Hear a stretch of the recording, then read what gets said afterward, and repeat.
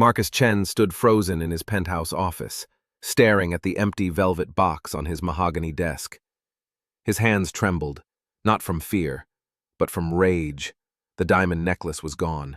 His mother's necklace, the last piece of her he had left in this world. The priceless heirloom, worth over $2 million, had vanished from his private safe. He'd opened that safe just yesterday before his business trip, and the necklace had been there, gleaming under the office lights. Now, only the empty box remained, mocking him with its hollow interior. Marcus's jaw clenched as his mind raced through the possibilities. Who had access to this room? Who knew the code? The answer hit him like ice water. Rosa Martinez, his maid of 3 years, the only person besides himself with clearance to enter his private office. Marcus had built his tech empire on calculated decisions and cold logic. He'd learned early that trust was a luxury billionaires couldn't afford. People always wanted something: money, connections, a piece of his success. He'd thought Rosa was different. She'd seemed genuine, asking about his day, leaving encouraging notes when he was stressed. But it had all been an act. It had to be.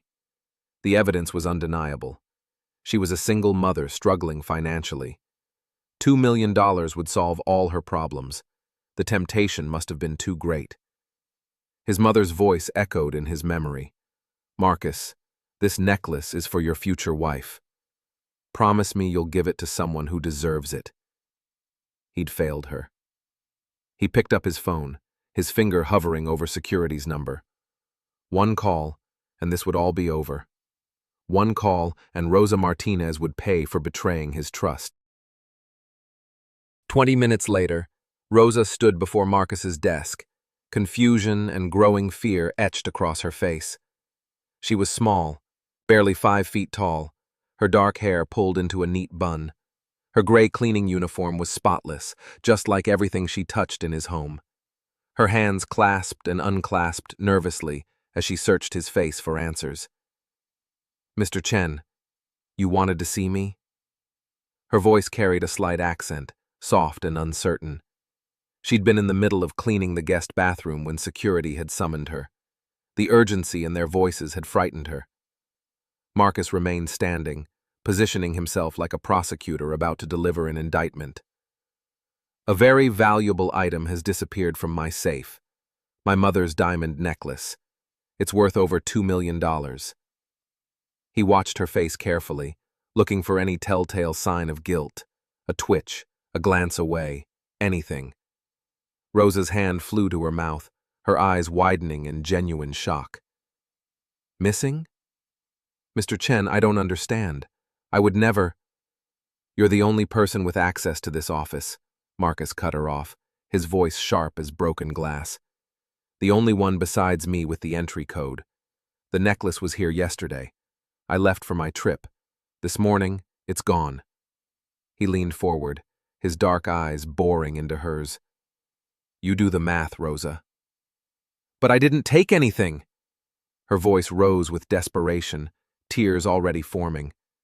"Please, Mr. Chen, I've worked for you for 3 years. I've never taken so much as a pen from your desk.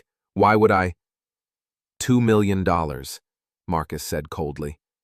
"That's why. That's more money than you'd make in 20 lifetimes doing this job." Rosa's legs weakened, and she gripped the edge of his desk for support. "Mr. Chen, I swear on my daughter's life, I didn't take your necklace. Please, you have to believe me." Tears streamed down her face now, her voice breaking with each word. "Check the cameras. Check the footage. It will prove I'm innocent." Marcus's expression remained stone cold. He'd made his decision, and nothing would change his mind. The evidence was clear. Motive, opportunity, access, she had it all. "Security is reviewing the footage as we speak, but I don't need video evidence to know what happened here." "Please," Rosa begged, stepping toward him. "I need this job. My daughter, Sofia, she has medical bills. We're barely making rent as it is. If I lose this position—" Her voice dissolved into sobs. Marcus stepped back, maintaining distance. Her tears didn't move him.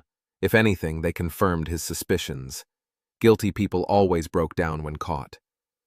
You should have considered Sofia before you stole from me. Maybe the money was for her medical bills. Maybe you thought you were doing the right thing. But theft is theft, regardless of the reason. I didn't steal anything! Rosa's cry echoed through the office, raw and desperate. Marcus pressed the intercom button. Security, please come to my office. Within seconds, 2 uniformed guards entered. Marcus gestured toward Rosa without looking at her. Ms. Martinez is terminated effective immediately. Escort her from the building. Make sure she doesn't take anything else on her way out. And someone call the police. We're pressing charges for grand theft. Rosa's face went white. No, please, Mr. Chen, the cameras will show the truth. Just look at them. The police will review them, Marcus replied dismissively, turning away from her. If you're lucky, you'll only lose your job. If not, you'll lose your freedom too. The guards took Rosa's arms gently but firmly, and she didn't resist. She was too shocked, too broken to fight. As they led her toward the door, she turned back one last time. Mr. Chen, her voice was barely a whisper now. I thought you knew me better than this. I thought we were friends. The words hit something deep in Marcus's chest, but he forced himself to ignore it. Business wasn't personal. Trust was a weakness he couldn't afford. Friends don't steal from each other, Rosa. Now please leave before I have you arrested on the spot.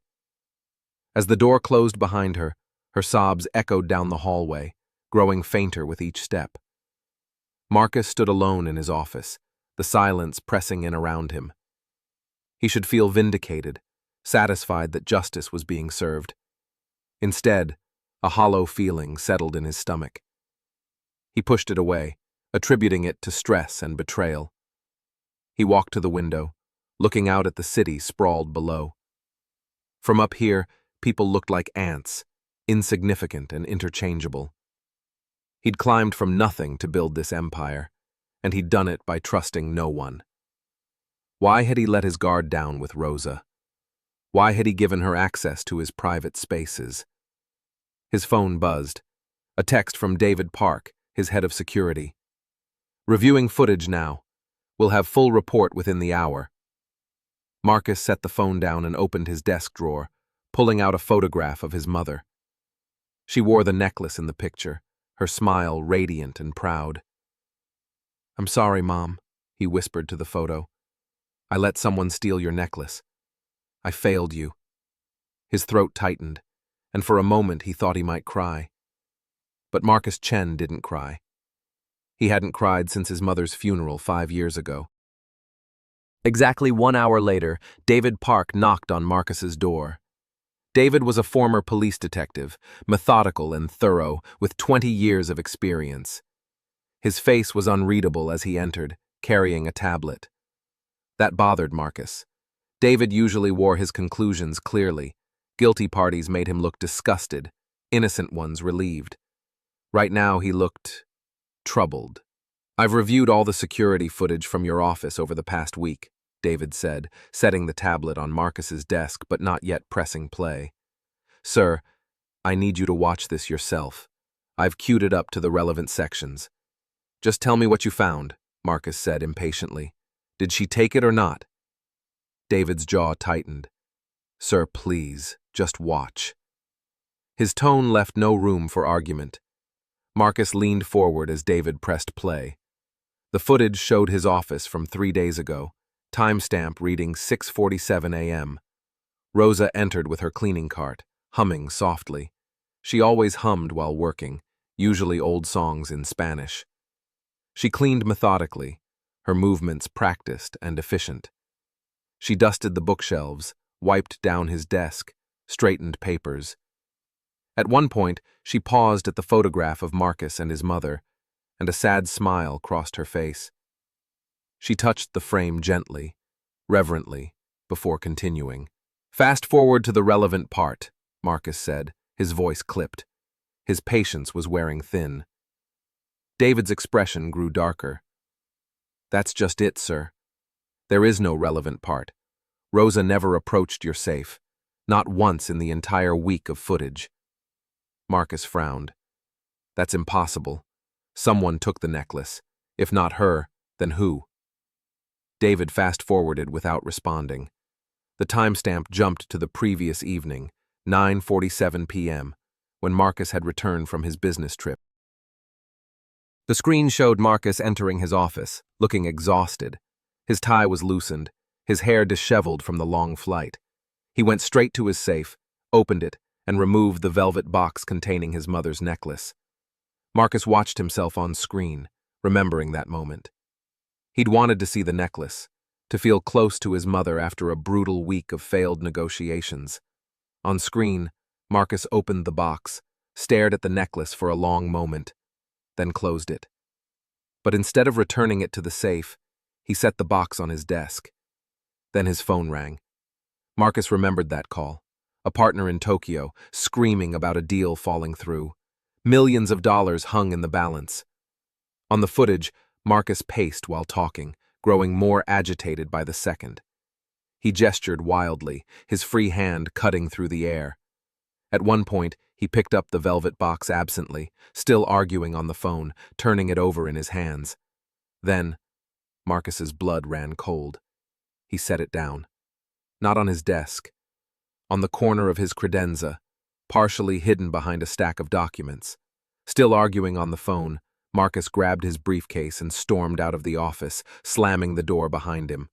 The velvet box sat there on the credenza, in plain view, forgotten. "No," Marcus whispered, his voice hoarse. "No, no, no." But David wasn't finished. He fast-forwarded to the next morning, 6:30 a.m. Rosa entered to clean, humming as always. She worked her way around the room, and when she reached the credenza, she noticed the velvet box. Her brow furrowed in confusion.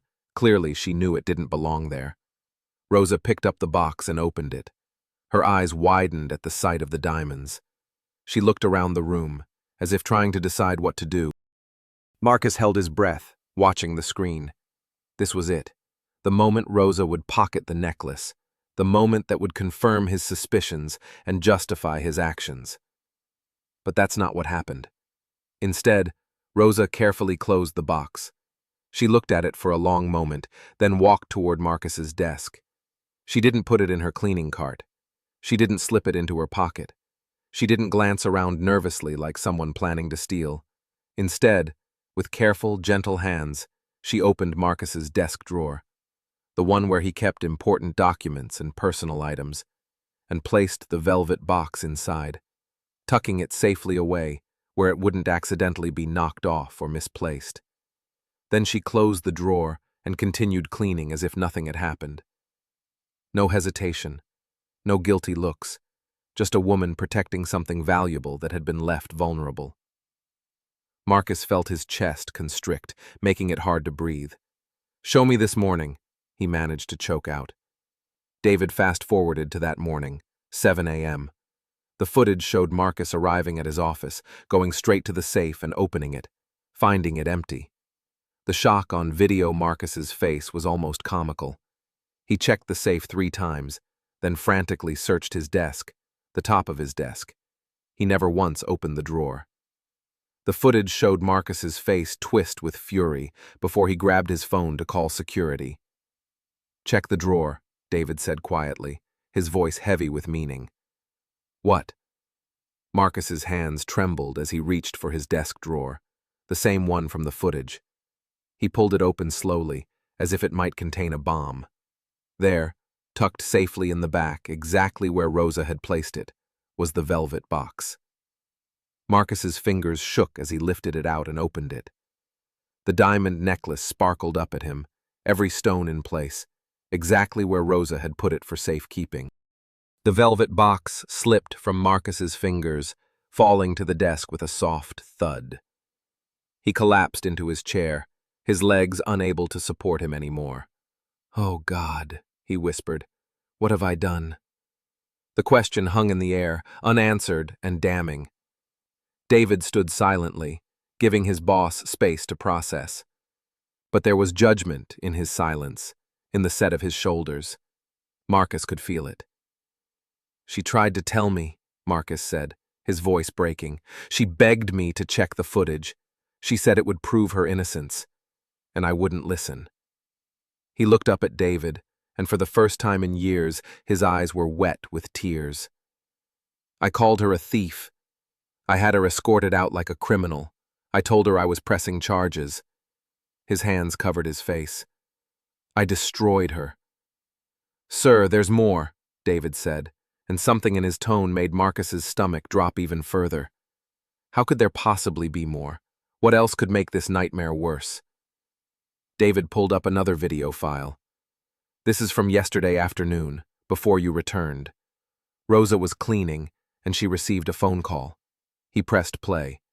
The footage showed Rosa dusting Marcus's bookshelves when her phone rang. She answered, and within seconds, her face crumpled. She sat down heavily in one of Marcus's chairs, something she never did, and began sobbing while speaking rapidly in Spanish. David provided translation notes from a Spanish-speaking security guard. "The hospital called about Sofia. She needs heart surgery, emergency surgery. The operation costs $50,000. Rosa's insurance won't cover all of it. They need the money within 2 weeks, or they'll have to postpone. Postponing could be fatal." Marcus watched Rosa on screen, crying in his office, surrounded by his wealth and luxury. The $2 million necklace had been sitting right there, within reach. She could have taken it. She could have solved every problem with one decision. Her daughter's life was at stake. "Where is she now?" Marcus demanded, standing abruptly. "Do we have her address? Her phone number? I need to find her immediately." David pulled up Rosa's personnel file. "Her address is in the system. But sir, she might not want to see you. You fired her, accused her of—" "I know what I did," Marcus snapped, then caught himself. This wasn't David's fault. None of this was David's fault. "I'm sorry. Just give me the address, please." Within minutes, Marcus was in his Bentley, GPS guiding him to an address he'd never have visited otherwise. The neighborhood was a world away from his penthouse. Buildings with peeling paint, cracked sidewalks, children playing in streets that needed repair. He found Rosa's apartment building, a 5-story walk-up that had seen better decades. The intercom was broken, so Marcus climbed the stairs to apartment 3C, his expensive shoes echoing on worn linoleum. He knocked on the door. No answer. He knocked harder. "Rosa!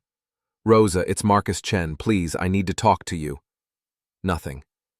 The door next to Rosa's cracked open, and an elderly woman peered out suspiciously.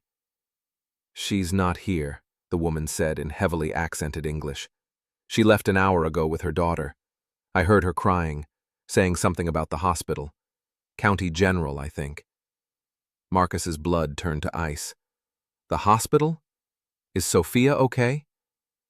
But the woman had already closed her door, the locks clicking into place. Marcus ran back down the stairs, nearly tripping in his haste. County General Hospital was across town. He drove faster than he should have, his mind racing with worst-case scenarios. What if Sofia had taken a turn for the worse? What if the stress of being fired had caused Rosa to have a breakdown? What if something happened to that little girl because of his accusations? He'd never met Sofia, but Rosa talked about her constantly. 7 years old, loved to draw, wanted to be a veterinarian when she grew up. Marcus burst through the hospital's main entrance, rushing to the information desk. "Sofia Martinez," he said breathlessly to the receptionist. "She's a patient here. Pediatric, heart condition. Which room?" The receptionist's fingers flew across her keyboard. "Are you family?" Marcus hesitated. What was he? The man who'd destroyed her mother's life? "I'm a friend of her mother's. Rosa Martinez. It's urgent, please." Something in his desperation must have convinced her. "Pediatric ICU, 4th floor, but visiting is restricted to immediate family only. You'll need to check with the nurses' station." Marcus was already moving toward the elevators. On the 4th floor, he approached the nurses' station, where a tired-looking nurse eyed him skeptically. "I'm looking for Sofia Martinez. I need to speak with her mother, Rosa." The nurse crossed her arms. "Mister?" Chen, Marcus Chen. Her eyes widened slightly at the name. Apparently, she recognized it. As I said, visiting is restricted. The little girl is in critical condition. Only her mother. Please, Marcus said, and his voice cracked. I just need 5 minutes with Rosa. Just 5 minutes. I hurt her, badly, and I need to make it right. Please. The nurse studied him for a long moment, then sighed. Room 412, but 5 minutes.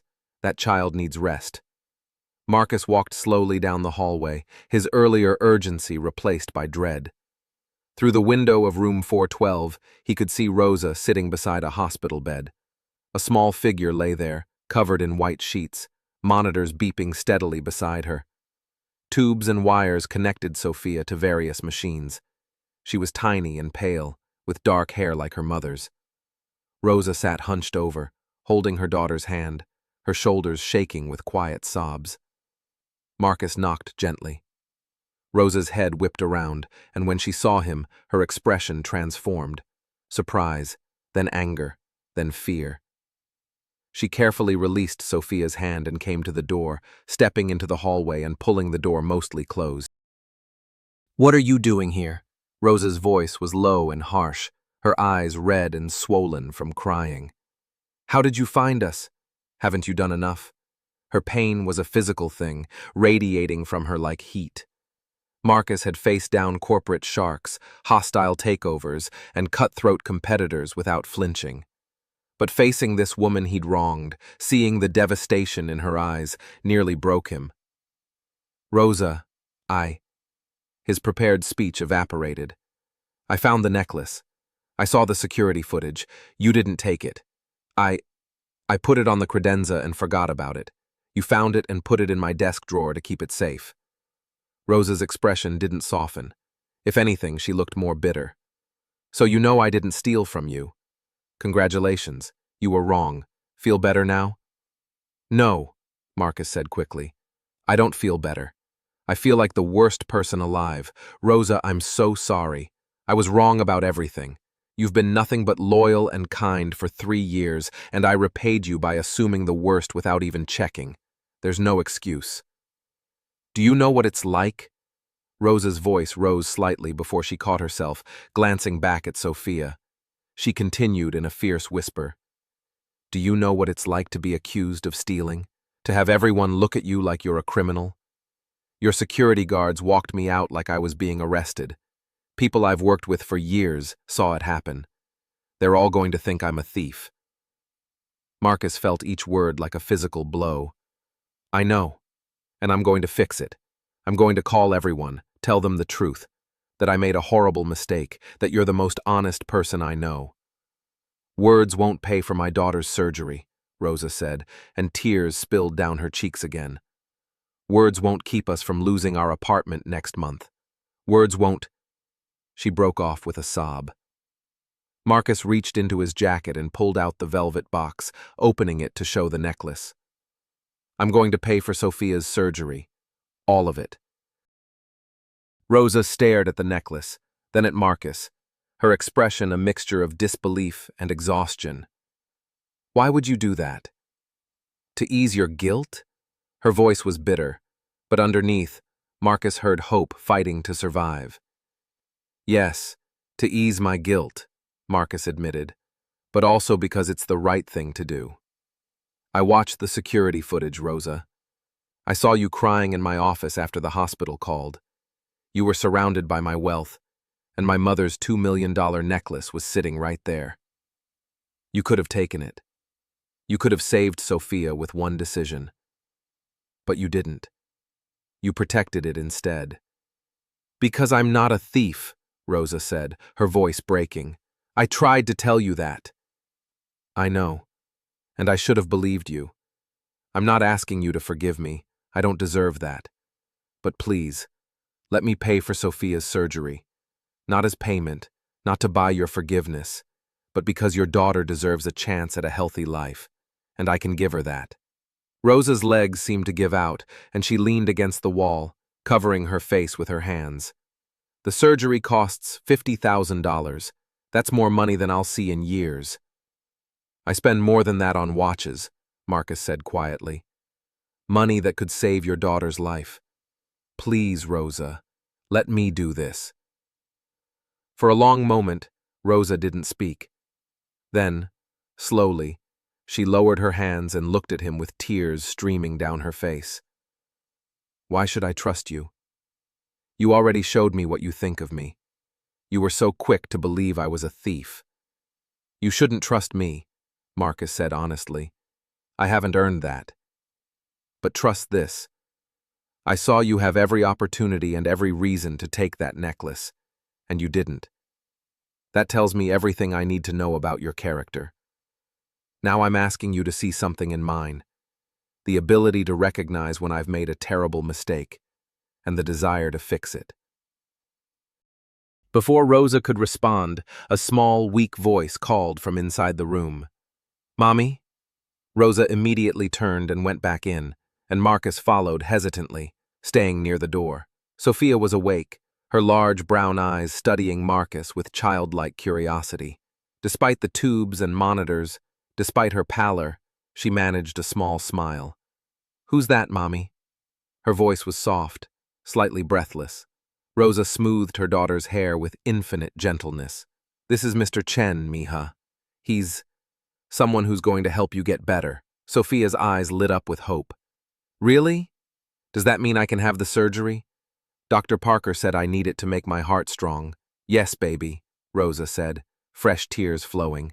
You're going to have the surgery very soon, and then you'll get stronger and stronger every day. Sofia's smile grew, and she looked at Marcus. Thank you, Mr. Chen. Mommy cries a lot when she thinks I'm sleeping. She's worried about money for my medicine. But if you're helping, maybe she won't cry anymore. The simple, honest statement from this sick child hit Marcus harder than anything else. He stepped closer to the bed, kneeling so he was at Sofia's eye level. Your mama is the bravest, kindest person I know, he said, his voice thick with emotion. She loves you so much, and she works so hard to take care of you. And yes, I'm going to help. You're going to get the surgery and get all better. Sofia reached out her small hand, and Marcus took it gently, careful of the IV line. Mommy says you have a big house. She cleans it. Do you have a dog? The unexpected question made Marcus laugh, a sound that surprised even him. No, I don't have a dog. You should get one, Sofia said seriously. Dogs are good for lonely people. Mommy says you're always alone in that big house. That seems sad. Rosa looked embarrassed, but Marcus just smiled. You're absolutely right. Maybe I should get a dog. Sofia's eyes started to droop. Will you visit me after my surgery? If your mama says it's okay, I will, Marcus promised, looking up at Rosa. After a moment's hesitation, Rosa gave a small nod. Within minutes, Sofia was asleep again, her breathing steady and peaceful. Marcus and Rosa stepped back into the hallway, and for the first time, some of the hardness in Rosa's expression had softened. She's wonderful, Marcus said quietly. You've raised an amazing daughter. She's everything to me, Rosa replied. When her father left, when we had nothing, she was my reason to keep going. Every job I took, every hour I worked, it was all for her. Marcus thought about his own mother, about the sacrifices she'd made for him when he was building his first company. My mother was like that. She believed in me when nobody else did. That necklace I accused you of stealing, it meant everything to me because she meant everything to me. That's why I was so... He trailed off, unable to finish. I understand, Rosa said quietly. I saw how you looked at her photograph in your office. That's why I was so careful with the necklace when I found it. I knew it had to be important. Rosa, I want to offer you something, Marcus said. Your job back, but not as a maid, as my house manager. Better pay, better hours, and health insurance that will cover Sofia completely. You'd oversee the cleaning staff, manage household operations. You'd have an office, a real career path. Rosa's eyes widened. Why would you offer me that? Because you're qualified. You've managed my entire household flawlessly for 3 years, because you deserve a real opportunity, not just a job, and because—" he paused, choosing his words carefully. "Because I need someone I can trust. And you've proven, beyond any doubt, that you're trustworthy." "I need time to think," Rosa said. "Right now, all I can focus on is Sofia's surgery." "Of course," Marcus said immediately. "Take all the time you need. I'm calling the hospital administrator right now to arrange payment for Sofia's surgery. Whether you come back to work or not, that's happening. No strings attached." 6 months later, Marcus stood in his penthouse, but it felt different now.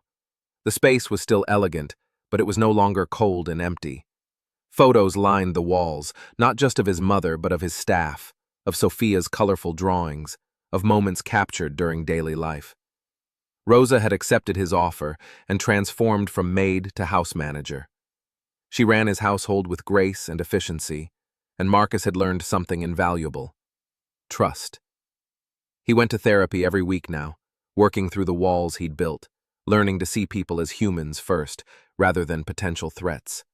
And sometimes, on weekends, Rosa would bring Sofia to visit. The little girl was thriving after her surgery, full of energy and life.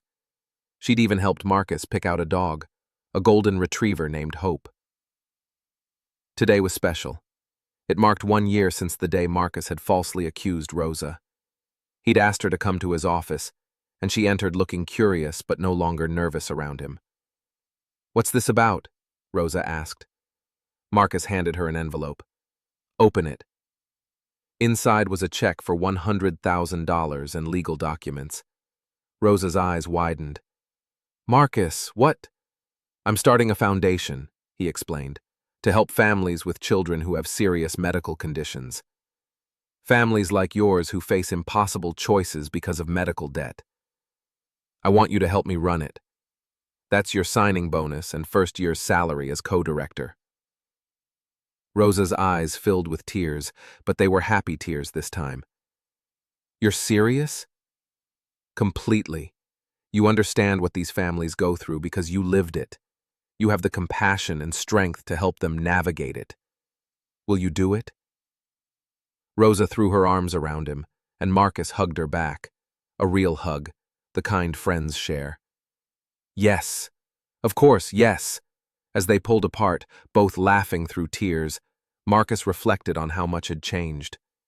The security footage that had made him cry with shame had ultimately saved him from a life of isolation. Rosa had given him something more valuable than any diamond: a second chance to be better. And he wouldn't waste it.